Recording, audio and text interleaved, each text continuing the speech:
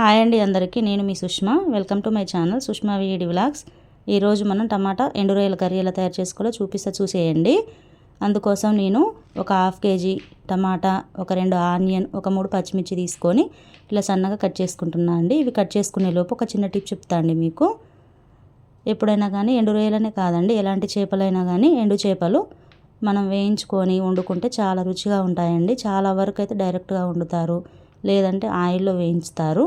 అలా చేయమాకండి, నేను చూపించిన విధంగా వేయించుకొని వండుకోండి. చాలా రుచిగా ఉంటుందండి కర్రీ కూడా. ఇప్పుడు ఒక కడాయి తీసుకొని తగినన్ని రొయ్యలు వేసుకొని వేయించుకుంటున్నా.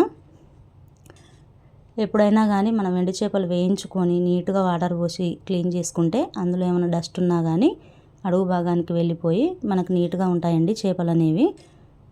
ఇప్పుడు వీటిని వేయించుకుంటున్నాం కదా, ఇలా వేగిపోతే సరిపోతుందండి. వీటిని పక్కన పెట్టేసుకుందాం. ఒక గిన్నెలో పోసుకొని ఈలోపు పోపు కోసం ఒక కడాయి తీసుకున్నా అండి. ఈ కడాయిలో తగినంత ఆయిల్ వేసుకుంటున్నా. ఈ ఆయిల్ వేడయ్యేలోపు వీటిని శుభ్రంగా క్లీన్ చేసుకుందామండి. అదే వాటర్లో కడుక్కుందాం. అందులోకి జీలకర్ర, కొన్ని ఆవాలు, అలానే ముందుగా కట్ చేసి పెట్టుకున్న ఈ ఆనియన్ కూడా వేసుకొని బాగా కలుపుకుందాము. ఈ ఆనియన్ అనేవి బాగా ఫ్రై కావాలండి, అప్పుడే మనకి కూర చాలా రుచిగా వస్తుంది. అందుకోసం మూత పెట్టుకొని మగ్గనిద్దాం కాసేపు.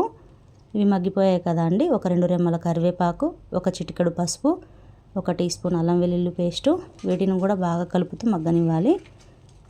అడుగంటకుండా చూసుకోవాలండి అల్లం వెల్లుల్లి పేస్టు. ఇప్పుడు ఇందులో సన్నగా కట్ చేసి పెట్టుకున్న పచ్చిమిర్చి కూడా వేసుకుందాం. అలానే రొయ్యలు కడుక్కున్నాం కదండి, ఇలా క్లీన్ చేసుకొని వేసుకోవాలి. ఈ రొయ్యలు కూడా ఈ ఆయిల్లో బాగా మగ్గిపోవాలి. ఈ అల్లం వెల్లుల్లి పేస్ట్ అంతా బాగా పట్టాలండి. ఇలా మగ్గిపోయాయి కదా, ఇందులోకి మనం ముందుగా కట్ చేసి పెట్టుకున్న ఈ టమాటా కూడా యాడ్ చేసుకుందాం. ఈ టమాటాలు కూడా ఇలా మధ్య మధ్యలో కలుపుతూ ఉండాలండి.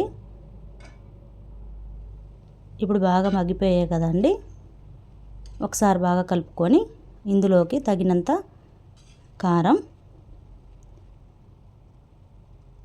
అలానే కాస్త ఉప్పు, కొంచెం గరం మసాలా, కొంచెం ధనియాల పొడి, ఇవన్నీ వేసుకొని బాగా కలుపుకోవాలండి. నేను ఇందులో ఎలాంటి వాటర్ యాడ్ చేయలేదండి. లాస్ట్కి కొంచెం కొత్తిమీర. ఎలా వచ్చిందో చూసి కామెంట్ చేయండి, ఒక లైక్ చేయండి.